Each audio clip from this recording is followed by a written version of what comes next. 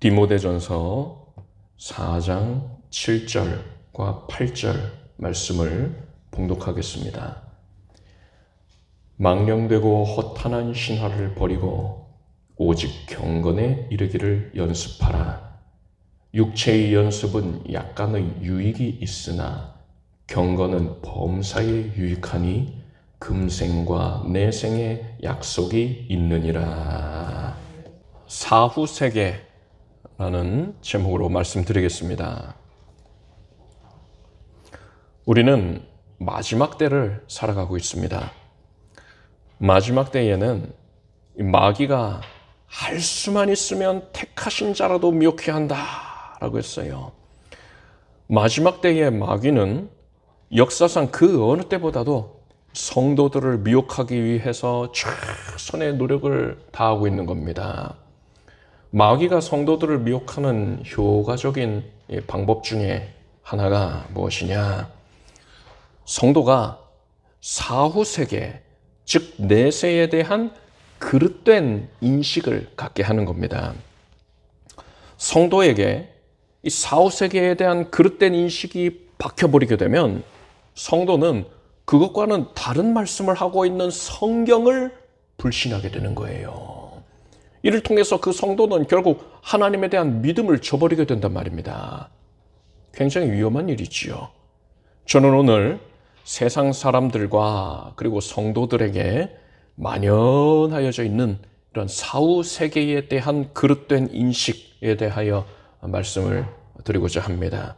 그리고 성경이 말씀하고 있는 참 진리의 말씀이 증거하고 있는 사후 세계에 대하여서 알려드릴 것입니다. 여러분은 이 시간을 통하여서 사후 세계에 대한 성경적인 올바른 지식을 갖게 되기를 바랍니다. 그래서 이 마지막 때에 마귀의 미혹에 조금도 요동되지 아니할 수 있도록 스스로를 철저하게 단속할 수 있게 되기를 바랍니다. 첫 번째로 마지막 때의 마귀의 전략에 대하여 말씀드리겠습니다. 드라마나 영화에서 사후 세계를 다루는 경우가 많이 있습니다. 아예 이 사후 세계 자체가 드라마나 영화의 중심 소재가 되기도 합니다. 몇 해 전에 크게 흥행했던 한 영화는 국내 관객 수가 1,400만 명이 넘었고 또 곧이어서 나온 속편이 1,200만 명이 넘었다고 합니다. 우리나라에서 영화를 즐겨보는 대부분의 사람들이 이 영화를 보았던 거예요. 그런데 이 영화가 바로 사후세계를 주제로 한 것이었습니다. 이 영화가 개봉했을 당시에 여러 목사님들께서 저에게 이 영화의 폐단에 대하여서 말씀하시면서 성도님들이 그릇된 내세관에 물들지 않도록 주의를 해야 한다라고 했어요. 그래서 저는 그 영화의 내용이 무척 궁금했습니다. 그래서 극장에 가서 그 영화를 봤어요. 저는 이 영화가 시작되고 이 초반에는 매우 비판적인 시각으로 영화를 보았습니다. 뭐가 문제점이지 짚어보자 하면서 아주 날카로운 눈매로 영화를 본 거예요. 근데 시간이 지나다 보니까 영화가 너무 재밌어요. 그리고 감동적이더란 말입니다. 그래서 영화에 푹 빠져들어 버렸어요. 그때 저는 이거 정말 보통 일이 아니구나. 마귀가 이 영화와 드라마를 통해서 사람들을 미혹하고 있는데 그 효과가 실로 대단하구나. 사람을 휘어잡는구나. 이렇게 생각했습니다. 사실 이 영화가 흥행한 데에는 이보다 앞서서 아마 한 해 전이었을 겁니다. 1년 전에 흥행을 했던 한 드라마의 영향도 무시할 수가 없어요. 이 드라마는 무슨 내용이냐? 사람이 도깨비가 되어서 영원히 살고 전생에 이어서 다시 태어나는 사람들이랑 인연을 맺는다. 그런 내용입니다. 저는 당시에 이 드라마가 크게 화제가 되는 것을 보고 이 드라마가 다루고 있는 내세관에 대하여 사람들이 어떤 생각을 갖고 있는가, 어떻게 반응하고 있는가가 궁금했습니다. 그래서 이 드라마에 관련된 기사들에 달려있는 댓글들을 유심히 살펴봤어요. 꽤 오랜 시간 동안 그 댓글들만을 읽어봤습니다. 여러 댓글들이 있었는데 그 중에 하나가 아직도 잊혀지질 않습니다. 그 내용은 저는 예전에는 윤회에 대해서 확신이 없었는데 이 드라마를 보고 나서는 윤회를 확신하게 됐습니다. 윤회는 정말 있는 거예요. 작가님과 수고하신 모든 분들께 감사드립니다. 이런 내용이었어요. 이 댓글이 많은 추천을 받았습니다. 추천 많이 받으면 또 상단에 랭크가 되거든요. 많은 추천을 받고 또 그것과 유사한 내용의 댓글들이 수룩하게 달려 있었습니다. 그런데 여기서 다가 아니고 여러분, 이 드라마가 한류 열풍을 타고서 세계 각국에 전해졌습니다. 여러분, 윤회 사상, 이 사람이 죽은 후에 그 사람이 다른 생명체로 다시 태어나게 된다. 이런 사상은 서양인들에게는 다소 생소한 주제였습니다. 그런데 이제는 이 드라마를 접한 서양인들이 그것을 이 윤회라는 사상을 너무나도 익숙하게 여기게 된 거예요. 윤회 사상에다가 드라마의 아련한 이미지, 또 세련된 이미지가 덧입혀져서 세상 사람들은 더 이상 이 윤회에 거부감을 느끼지 않게 된 겁니다. 예전에는 사람들에게 사후세계에 대한 그릇된 인식을 심어주는 역할을 주로 세상 종교들이 담당을 해왔습니다. 불교는 힌두교와 접목이 되어서 윤회와 해탈이라는 사상을 전했어요. 그리고 가톨릭에서는 뭐라고 했느냐, 사람이 죽으면 천국과 지옥의 중간 지점인 연옥으로 가게 되는데 이 땅에 살아있는 가족들이 이 죽은 이를 위하여서 연옥 제사를 지내 주어야지 그 사람이 천국에 입성할 수 있게 된다. 이런 주장을 했어요. 그래서 연옥 제사를 드리는 것이고 헌금을 많이 받게 되는 거죠. 이런 세상 종교들의 영향을 받는 사람들은 주로 종교성이 많은 사람들이었습니다. 그 외의 대부분의 사람들은, 일반적인 사람들은 교회가 외치고 있는 진리의 말씀에도 관심을 갖지 않았고, 또 이렇듯 세상 종교들이 전하고 있는 그릇된 주장들에도 별다른 관심을 갖지 않았단 말입니다. 그런데 오늘날은 달라요. 오늘날은 영상기술과 인터넷 통신기술이 크게 발전하지 않았습니까? 상황이 이렇게 되니까 마귀가 이제 전략을 바꿉니다. 세상 종교만을 가지고서 사람들을 미혹하는 게 아니라 대중문화를 통해서, 영화와 드라마를 통해서 사람들에게 이 사후세계에 대한 그릇된 인식을 심어주고자 하는 것입니다. 그런데 이 방법은 종교성이 별로 없는 사람들에게까지도 대단히 큰 영향력을 발휘하고 있습니다. 사람들은 남녀 간의 애틋한 사랑 이야기, 그리고 부모와 자식 간의 사랑, 형제 간의 사랑, 이런 이야기를 접하면서 등장인물에게 감정을 이입하게 됩니다. 제가 그 영화 볼 때 그렇더라니까요. 그리고 여러분, 사람이 감동을 느끼게 되면요, 이 감동이라는 걸 느끼게 되면 어떻게 되느냐, 이전까지는 이 드라마나 영화에서 주장하고 있는 그 사후세계에 대한 그릇된 사상들, 이것에 대하여서 경계심을 갖고 있고 에이 그런 게 어딨어 한다든가, 아니면은 막연하게 그것을 거부하는 마음의 담벼락이 있었는데, 감동을 경험하게 되면은 그 담벼락이 일순간에 허물어져 버리는 게 되는 거예요. 그래서 그러한 그릇된 사상들을 무비판적으로 받아들이게 된단 말입니다. 오늘날의 마귀가 왜 이토록 많은 사람들을 적극적으로 미혹하고 있는 줄 아십니까? 마귀가 자기 때가 얼마 남지 않았다는 걸 알기 때문에 그런 거예요. 마귀는 최후의 심판날에 예수님께 붙잡혀서 불못에 던져지게 될 겁니다. 마귀는 그날이 코앞으로 다가왔다는 것을 직감하고 있는 거예요. 이 사실을 아는 마귀는 어떻게 해서든지 하나님을 대적하려고, 그게 자기 정체성이잖아요. 어떻게 해서든지 하나님의 마음 아프시게 해드리려고 하나님께서 사랑하시는 사람들을 한 사람이라도 더 불못으로 끌고 가려고 하는 겁니다. 나 혼자 지옥에 갈 수는 없어. 한 사람이라도 더 끌고 갈 거야. 이런 심보인 거예요. 예수께서는 마지막 때에 거짓 그리스도들과 거짓 선지자들이 일어나서 이적과 기사를 행하여 할 수만 있으면 택하신 백성을 미혹해 하려 하리라 하셨습니다. 사후세계에 대한 그릇된 지식을 전하고 있는 이런 영화와 드라마들, 그리고 그 외의 모든 대중문화들이 바로 예수께서 말씀하신 마귀가 보낸 거짓 선지자들이었던 거예요. 그들이 하는 말은 세상 사람들에게는 참으로 보암직할 겁니다. 먹음직할 거예요. 그래서 사람들은 그것에 크게 미혹될 겁니다. 미혹되기로 작정되어 있어요. 그리고 마귀는 그러한 미혹의 손길을 성도들에게도 집요하게 뻗치는 겁니다.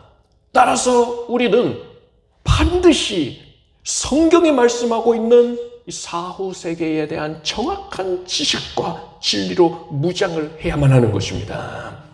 자, 두 번째로, 사람이 죽으면 그 이후에 어떻게 되는지에 대하여 말씀드리겠습니다. 사람이 죽으면 그 존재 자체가 없어진다라고 생각을 하는 이들이 있습니다. 물질만으로 세상의 모든 것을 설명하려고 하는 유물론자들이 그렇지요. 유물론이라고 하면은 생소할 수 있는데, 오늘날에는 진화론과 또 공산주의 사상이 바로 이 유물론에서 나온 사상들이다 할 수 있습니다. 이들은 사람의 호흡이 끝나면 존재 자체가 없어진다라고 생각합니다. 그렇지만 성경은 이렇게 말씀하고 있어요. 흙은 여전히 땅으로 돌아가고 신은 그 주신 하나님께로 돌아가기 전에 기억하라 했습니다. 사람은 영혼과 육신을 가진 존재인데, 사람이 죽으면 이 영혼과 육신이 분리가 되어서 육신은 흙으로 돌아가고 영혼은 영적인 세계로 돌아가게 된다는 겁니다.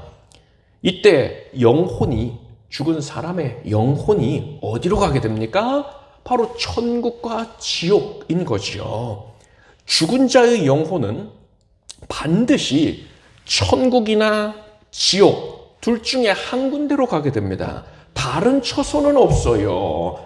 그러니까 죽은 사람의 영혼이 구천을 떠도는 경우는 애초에 존재하지를 않는 거예요. 그렇다면은 의문점이 생기죠. 아유, 그러면은 그 전설의 고향에서 봤던 귀신은 뭔가? 처녀 귀신, 총각 귀신, 그럼 귀신은 뭐냐? 성경에도 귀신이 나와요. 예수께서 귀신을 쫓아내시잖아요. 여러분, 그 귀신은 바로 타락한 천사들의 무리인 것입니다. 루시퍼가 타락해서 마귀가 되거든요. 정확하게 말하자면 마귀의 타락전 이름을 루시퍼라고 할 수는 없어요. 그렇지만 제가 정확하게 설명드릴 수는 없으니까 편의상 저도 루시퍼라고 부르겠습니다. 그 루시퍼가 타락해서 이 마귀가 될 때에 전체 천사의 3분의 1이, 계시록을 보면은 3분의 1이 함께 타락했다고 했어요. 이들 중에 일부가, 이 타락한 천사들 중에 일부가 무적행에 갇혀 있어요.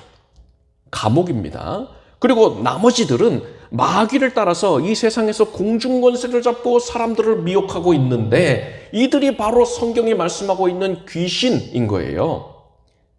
귀신들은 죽은 자를 흉내내는 것을 참으로 좋아합니다. 왜 그럴까요? 앞서 말씀드렸다시피 사후세계에 대한 그릇된 인식을 사람들한테 심어줘야지 한 사람이라도 더 지옥에 데려가기가 수월해지니까 그러는 거예요. 이들은 태초 이후로 매우 오랜 시간 동안 존재해 왔습니다.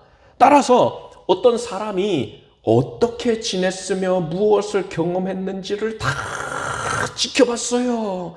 그래서 귀신들은 죽은 사람 흉내내는 거를 대단히 쉽게 할 수 있는 겁니다. 성경을 보면은요, 사울 왕이 죽은 사무엘의 영혼을 불러내는 장면이 나옵니다. 그래서 사무엘 귀신이 거기 있는 거예요. 이것도 귀신의 장난질이에요. 사무엘이 온 게 아니고 귀신이 사무엘 흉내를 낸 겁니다. 성도가 세상을 떠나게 되면 그 이 장례식에 일반적으로 그 빈소에 성경책을 펼쳐놓습니다. 그런데 성경책을 영정사진이 읽을 수 있는 방향으로, 그러니까 조문객에게는 이렇게 역방향으로 배치를 해놓는 경우가 있지요. 이것은 합당치가 않습니다. 천국으로 가신 분의 영혼은 절대로 이 세상으로 돌아오지를 않습니다. 빈소에 성경책을 펼쳐놓는 이유는 뭡니까? 돌아가신 분이 읽게 해주는 게 아니라 조문객들에게 알려주는 거예요. 돌아가신 분은 성경이 하나님의 말씀, 진리임을 믿는 성도입니다. 이 사실을 조문객들에게 알게 함으로써 절하지 말라는 거지요. 그런 메시지를 주는 겁니다.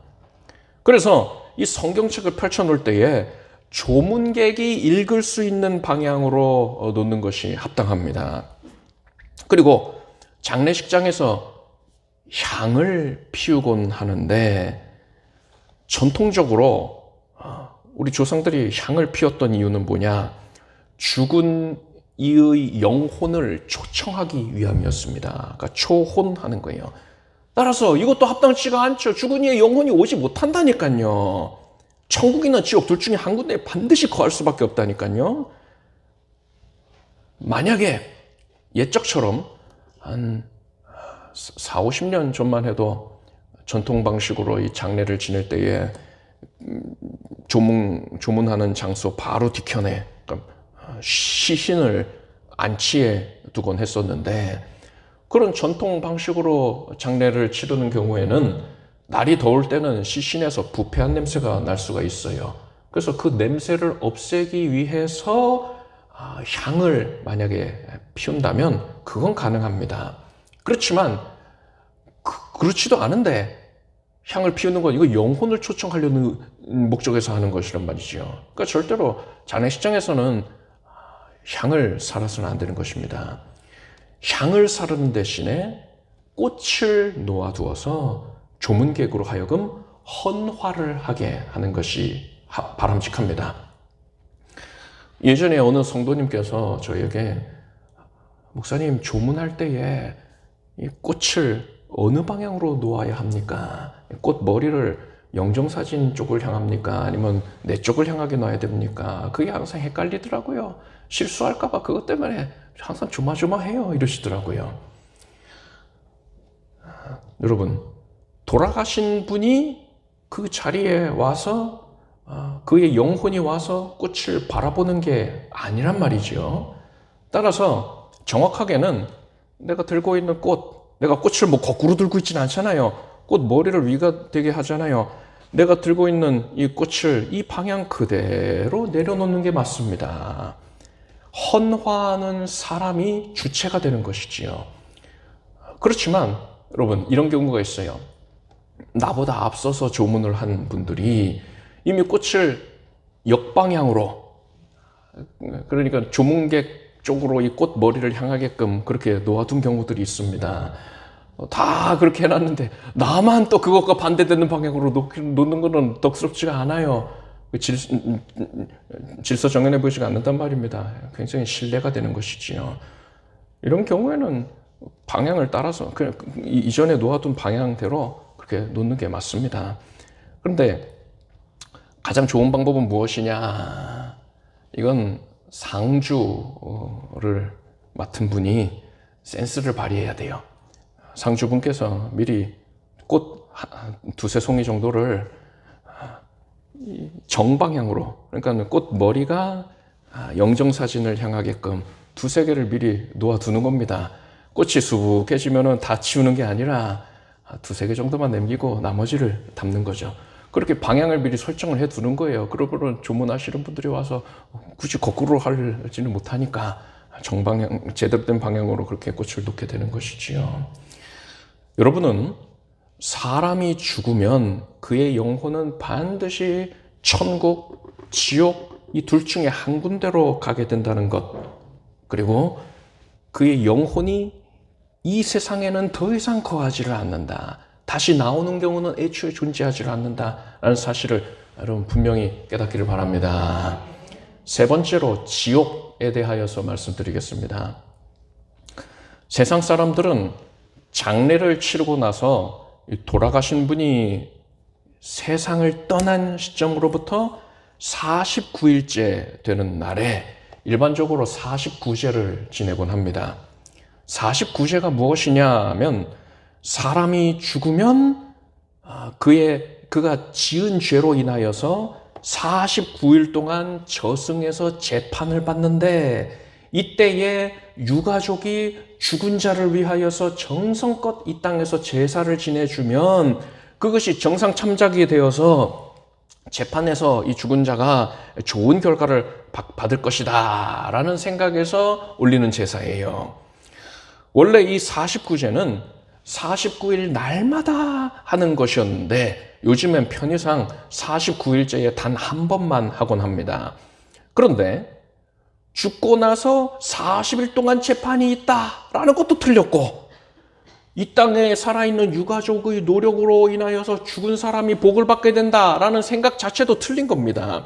그러니 성도는 이 49제를 지키려고 해서는 안 되는 겁니다.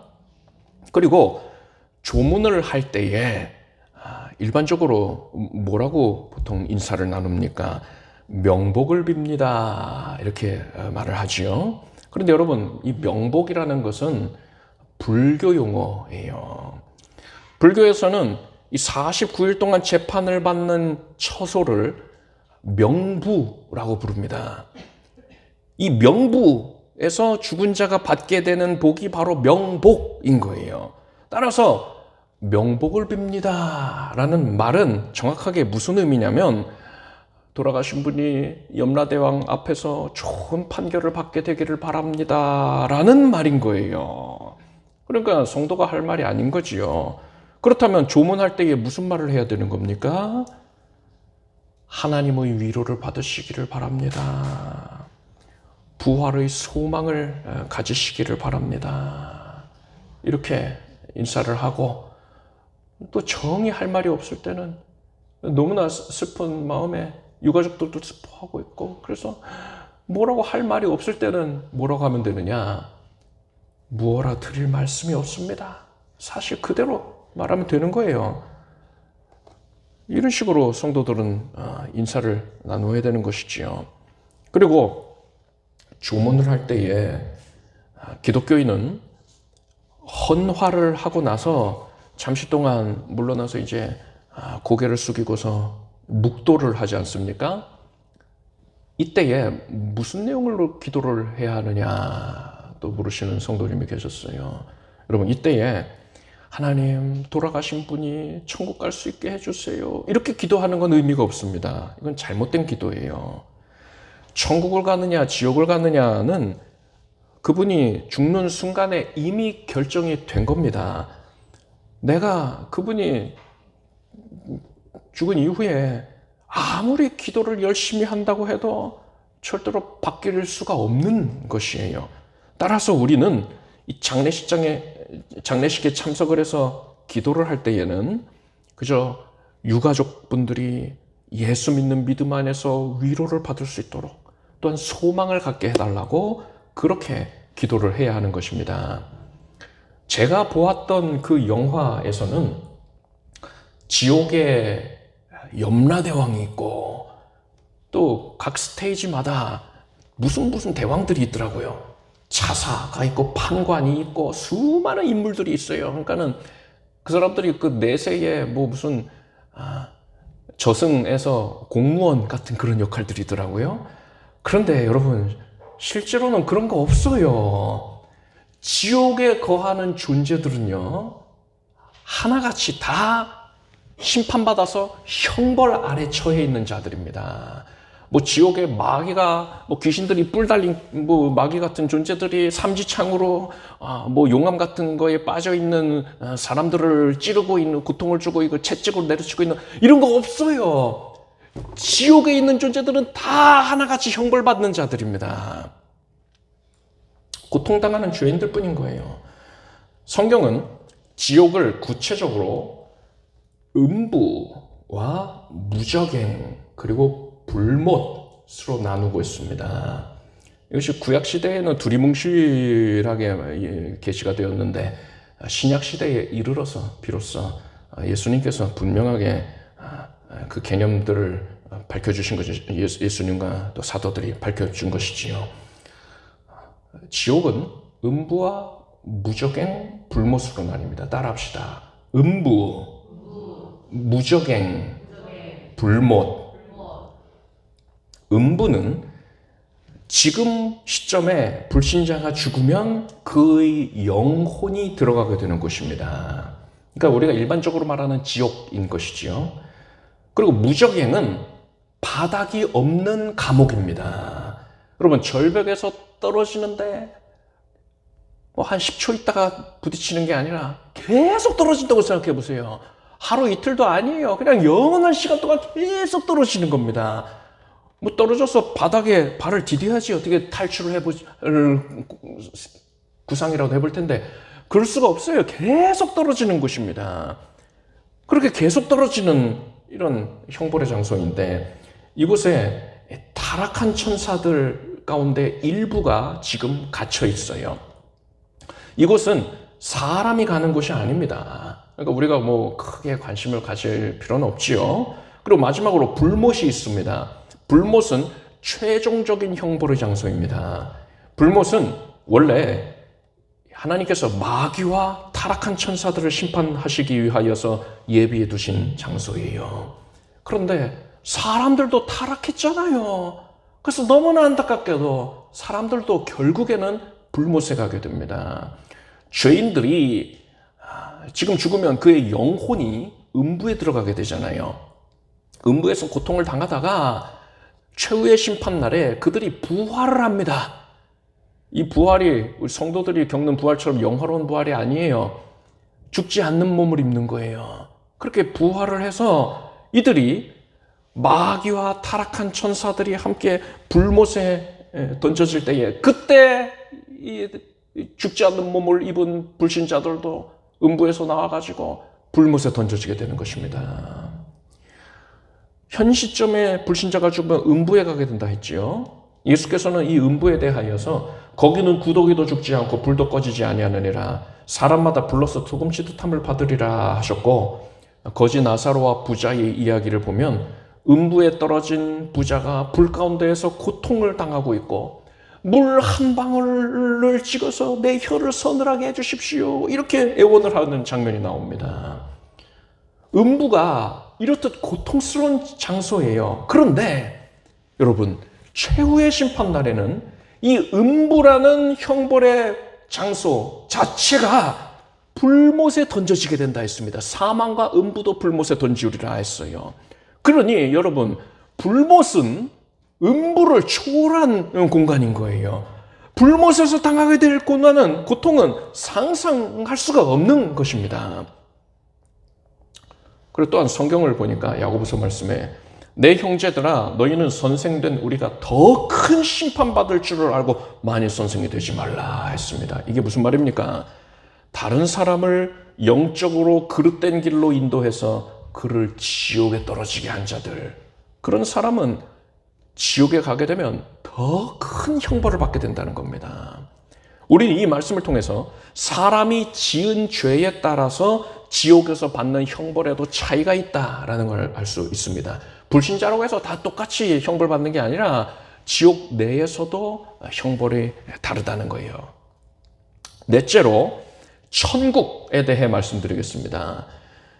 지옥이 음부와 무적행, 불못으로 구분되는 것과 마찬가지로 천국은 낙원과 천년왕국, 새 예루살렘으로 구분이 됩니다. 따라합시다. 낙원, 천년왕국, 새 예루살렘. 낙원은 지금 성도가 죽으면 그의 영혼이 들어가는 곳입니다. 우리가 일반적으로 천국이라고 부르는 곳이 바로 낙원이에요.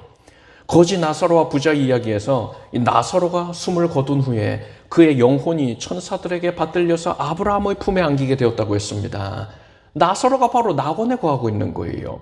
사도 바울도 셋째 하늘이라고 불리우는 낙원을 방문해서 지극한 영광을 체험했다라고 했습니다. 성도의 영혼은 낙원에서 영광 가운데 거하다가 예수님께서 재림하실 때에 낙원에서부터 예수님을 따라서 나오게 되는 거예요. 그러니까 영혼이 나오는 겁니다. 그리고 이때 호련히 그들의 육신과 결합을 하게 돼요. 부활의 몸을 입게 되는 것입니다. 그리고 이 당시에 이 세상에 살아있는 성도들, 만약에 지금 예수님이 재림하신다면 우리들이 되는 것이지요. 살아있는 성도들은 호련히 이 부활의 몸을 입고서 호련히 들림을 받게 됩니다. 휴거되는 것이에요. 그리고 마귀가 천년 동안 무적행에 갇히게 되는데 이 시점이 바로 천년왕국입니다. 천년왕국이 시작되면 성도들은 이 시점부터 비로소 다스리는 권세를 발휘하게 되는 겁니다. 그런 후에 천년이 지난 후에 마귀가 잠시 풀려납니다. 그러다가 다시 붙잡혀요. 그래서 최종적으로 불못에 던져지게 되는 것입니다. 이때에 온 세상은 불심판을 받아서 불살라 없어지게 돼요. 온 우주가 불태움을 받는 것입니다. 그렇게 우주가 사라지고 하나님께서 새 우주를 창조하십니다. 새 하늘과 새 땅이 새로이 건립되는 것입니다. 그리고 새 예루살렘 성이, 여기서 새롭다는 건 날마다 새롭다는 것입니다. 날마다 새로움이 가득한 새 예루살렘 성이 하늘로부터 내려와서 이 도시에 성도들이 거하게 되는 것입니다. 이 새 예루살렘은 신부가 신랑을 위해서 단장한 것처럼 지극히 아름답다고 했습니다. 요한계시록을 보면 이 새 예루살렘 성의 아름다움에 대하여 자세하게 묘사가 되어 있습니다. 우리는 새 예루살렘에 들어가서 영원토록 하나님을 찬양하고 예배하는 기쁨을 누리게 될 것입니다. 그리고 새롭게 창조된 우주를 우리가 다스리게 돼요. 우리가 그 우주를 다스리던 권세를 받아서 지극한 영광을 누리게 되는 것입니다. 앞에서 지옥의 형벌은 그가 살았을 적에 지은 죄에 따라서 차등 적용이 된다 하지 않았습니까? 마찬가지로 성도가 천국에서 누리게 될 영광도 개인마다 차이가 있습니다. 사도 바울은 이러한 차이에 대하여서 부활한 자의 영광이 해의 영광도 다르며 달의 영광도 다르며 별의 영광도 다른데 별과 별의 영광이 다르도다 라고 했습니다. 만약에 100명이 구원을 받았다면 1등부터 100등까지가 나뉜다는 거예요. 그 영광의 차이가 있다는 겁니다. 예수님께서는 이러한 차이에 대하여서 근원적인 이유를 이렇게 말씀하십니다. 보라, 내가 속히 오리니 내가 줄 상이 내게 있어 각 사람에게 그의 일한 대로 갚아주리라. 예수님께서는 성도가 하나님을 위해서 헌신한 것에 대하여서 상을 주시는 거예요. 성경에서는 이것을 면류관을 받는 것으로 표현하기도 합니다. 성도가 이때에 예수님께로부터 받는 상에 따라서 그가 천국에서 누리게 될 영광의 차이가 생겨나는 것입니다. 그런데 예수님께서는요, 성도가 이 땅에서 예수님을 위하여 헌신한 것, 그 일 자체를 보시는 분이 아닙니다. 사람이라면 겉으로 드러난 그 과업 자체만을 보겠지만 예수님은 사람이 아니시거든요. 심령을 꿰뚫어 보시는 분이란 말입니다. 폐부를 감찰하신다고 했단 말입니다. 그래서 예수님은 일 자체를 보시는 게 아니라 그 사람의 마음을 들여다보고 계세요. 그렇다면 사람이 어떤 마음으로 헌신해야 되는 것입니까? 사도 바울은 낙원에 다녀온 자라 하지 않았습니까? 그곳에서 영화로움을 맛보았어요. 그 영화로움은 상급과 직결되어 있는 것이라 했지요. 그래서 사도 바울은 그의 서신서들을 보면은 천국에서 받게 될 영광, 상급에 대단히 집중하고 있는 그런 모습을 볼 수 있습니다. 그런 사도 바울이 얼마나 고민이 많았겠어요. 더한 영광을 얻기 위해서 내가 어떻게 해야 하는가. 그래서 사도 바울이 깨달은 바가 있습니다. 사도 바울은 이렇게 고백하고 있어요. 사랑이 없으면 내게 아무 유익이 없느니라. 너희 모든 일을 사랑으로 행하라. 이 사랑은 아가페예요. 하나님을 사랑하는 것입니다. 하나님을 사랑하는 마음으로 주 일에 힘쓴 자만이 예수님께로부터 큰 상을 받아 누리게 되고 천국에서 큰 영광을 얻게 된다는 것입니다. 자, 이제 다섯 번째로 이것을 깨달은 성도가 이 세상에서 이제 어떻게 살아야 하는가에 대하여 말씀드리겠습니다. 세상 사람들이 제가 보았던 그 영화를 보고 나서 보이는 반응은 대체로 이렇습니다.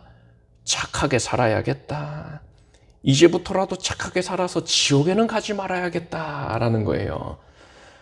사람들이 착하게 살기를 결단했다면 사회적으로 유익한 거라고 할 수 있는 것 아닙니까? 그런데 마귀는 이런 사람들의 반응을 보면서 낄낄거리면서 좋아하고 있어요. 마귀가 왜 좋아할까요? 성경은 율법의 행위로서는 의롭다 함을 얻을 육체가 없느니라 분명히 말씀하고 있습니다. 착하게 살아서 지옥 가지 말아야지라고 다짐하고 있는 사람들은 정말 안타깝게도 반드시 지옥에 떨어지게 되는 겁니다. 지옥에 가지 않기 위해서는 복음을 믿어야 하는데 세상 사람들의 인식 속에 이렇듯 그릇된 사상이 자리를 잡고 있으면 그들은 자연스럽게 복음을 배척하게 되는 거예요. 이게 바로 마귀가 원하는 것입니다. 그렇다면 우리 성도들은 어떻게 살아야 합니까? 그저 착하게 살기를 힘써서는 안 된다고 했잖아요. 성도가 어떻게 살아야 하는가에 대한 답변이 오늘 본문 말씀에 나와 있습니다. 망령되고 허탄한 신화를 버리고 오직 경건에 이르기를 연습하라. 육체의 연습은 약간의 유익이 있으나 경건은 범사에 유익하니 금생과 내생의 약속이 있느니라 했어요.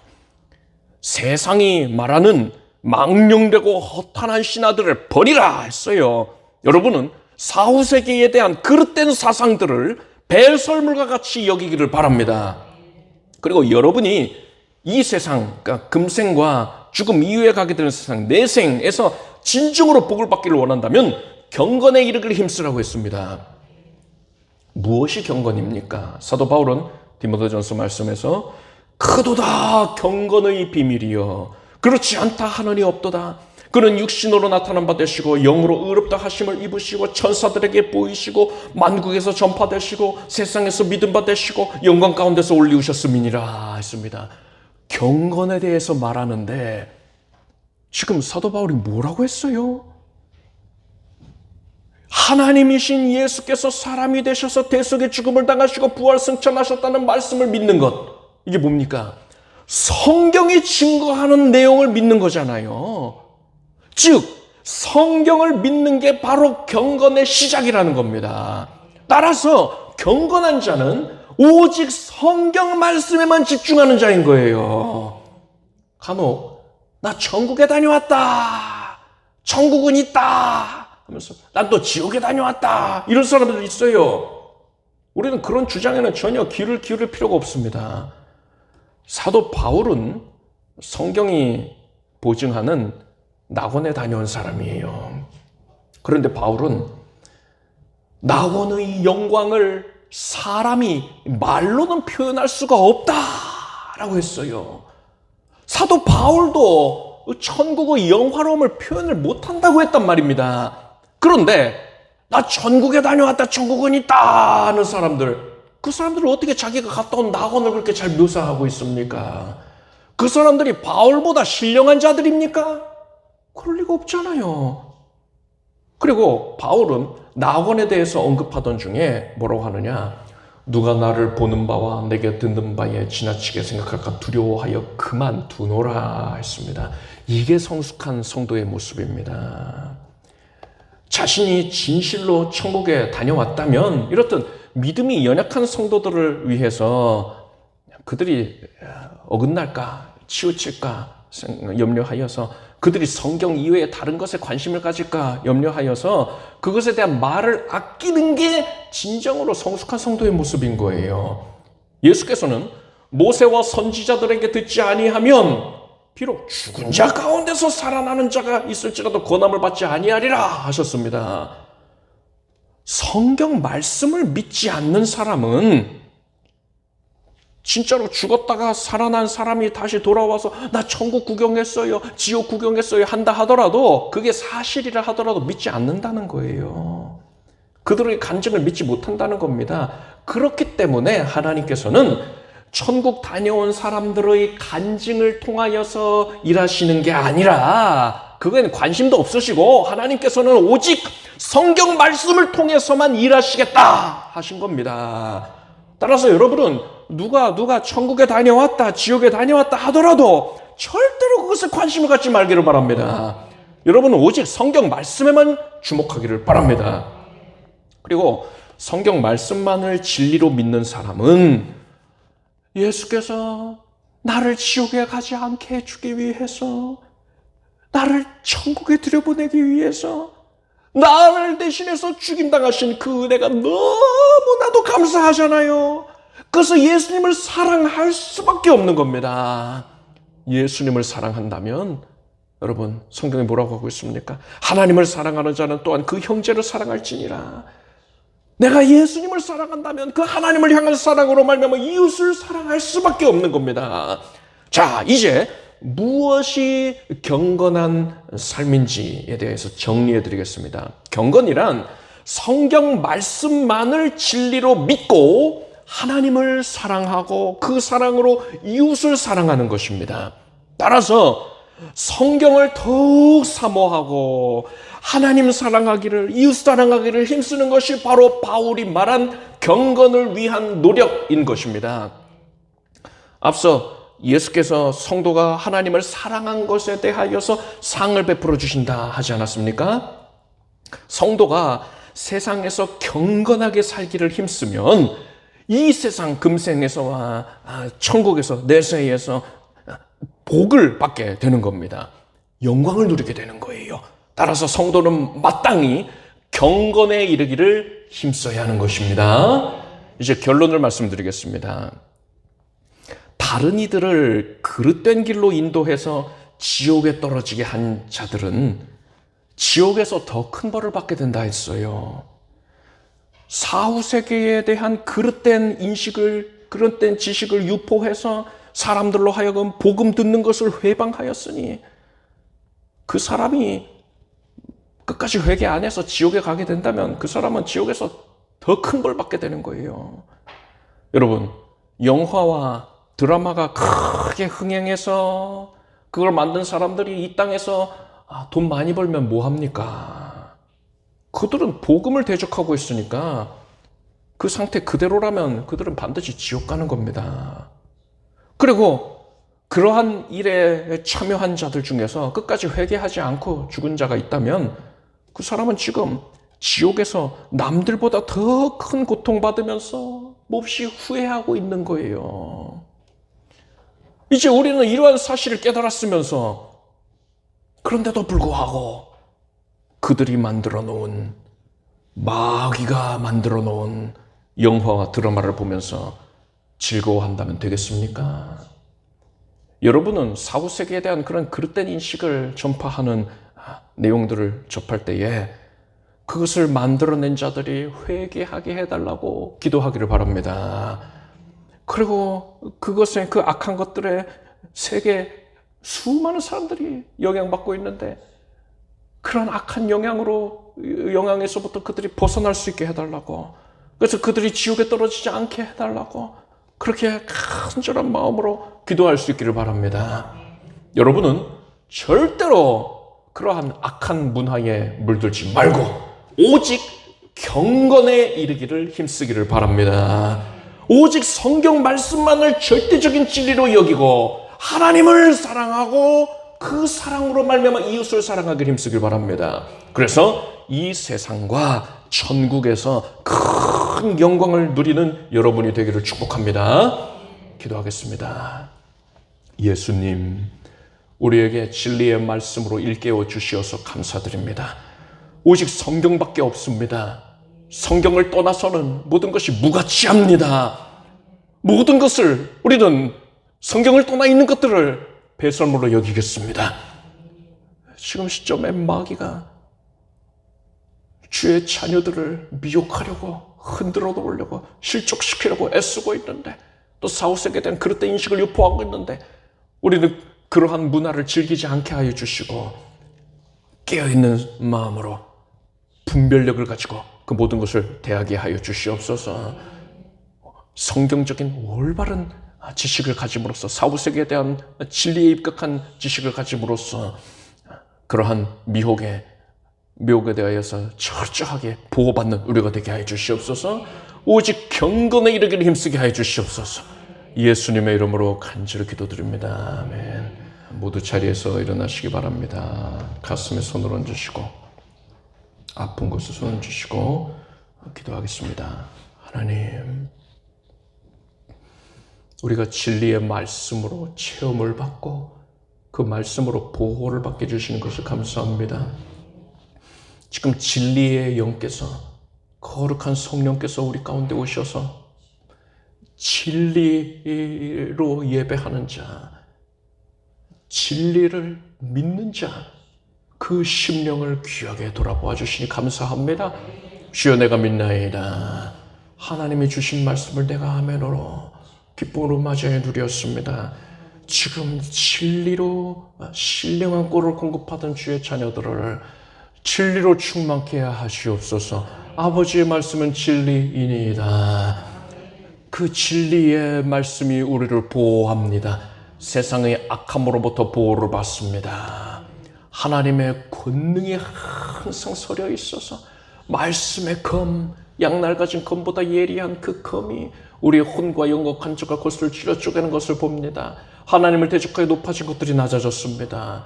하나님이 원치 아니하시던 우리의 심령 가운데에 붙어 있었던 모든 흉악한 것, 더러운 것, 추악한 것, 마귀가 두고 간 것, 하나님께로부터 일탈되게 하는 것 다 사라지게 하여 주시옵소서. 예수 이름으로 명령한다. 사라져라! 떠나가라! 이제 우리의 병든 육신 가운데에 하나님의 말씀이 임하였더니 그 말씀을 믿음으로 말미암아서 말씀과 믿음이 반응하여서 이제 치료의 권능을 나타냅니다. 성경의 이름과 같이, 나를 믿는 자는 성경의 이름과 같이 배에서 생수강이 흘러나리라. 생수강이 흘러넘쳐서 우리의 영육을 뒤덮습니다. 이제 의로내가 되시는 예수께서 치료의 광채를 바라시니 그 광채를 믿음으로 맞이하여 누렸으니 이제 우리의 연약하던 육신이 외양간에서 나온 송아지같이 뜀박질을 하게 될지어다. 하나님의 능력으로 고침을 받았습니다. 머리에서부터 발끝까지 정상이 되게 해주시옵소서. 암세포가 사라지게 해주시고, 각별히 치유 중인 모든 성도들 하나님이 권능을 나타내셔서 면역력을 온전케 해주시고 암세포만 박멸이 되게 해주시옵소서. 예수 이름으로 뇌 신경이 정상이 될지어다. 예수 이름으로 명령한다. 시력이 회복될 것이고 밝은 시야를 갖게 될 것이고 비염이 사라질 것이고 축농증이 사라져 예수 이름으로 턱관절이 온전해질 것이고 예수 이름으로 기관지가 개혁게 될지어다. 예수 이름으로 명령한다. 목과 허리와 어깨관절이, 발목이, 무릎이, 발목이 새 힘을 얻을지어다. 고관절은 정상이 될지어다. 하나님의 은혜로 뼈 마디마디 관절 골수가 온 신경 조직이 온전케 해주시옵소서. 예수 이름으로 모든 장기가 새 힘을 얻을지어다. 단장머리로 평안을 누리게 하여 주시옵고 늘상 피로 가운데서 쉬 회복되게 하여 주시옵소서. 새 힘을 넘치게 공급받게 하소서. 바이러스가 박멸될지어다. 이제 주님께 기쁨으로 달려나와 예배하는데 어려움을 겪지 아니할지어다. 삶의 전 지경을 복주시어서 물질로 어려움 겪지 않게 해주시고 무엇보다도 온 가족들이 구원받게 하시고 천국 백성 되게 하소서. 함께 예배드리는 기쁨을 누리게 하소서. 삶 가운데의 즐거움이 넘쳐나게 해주시고 승리의 승리를 연속하게 하여 주시옵소서. 예수님의 이름으로 기도드립니다. 믿은 대로 될지어다. 하나님께 박수 올리겠습니다. 자리에 앉으십시오. 준비하신 예물을 정성된 마음으로 드리겠습니다.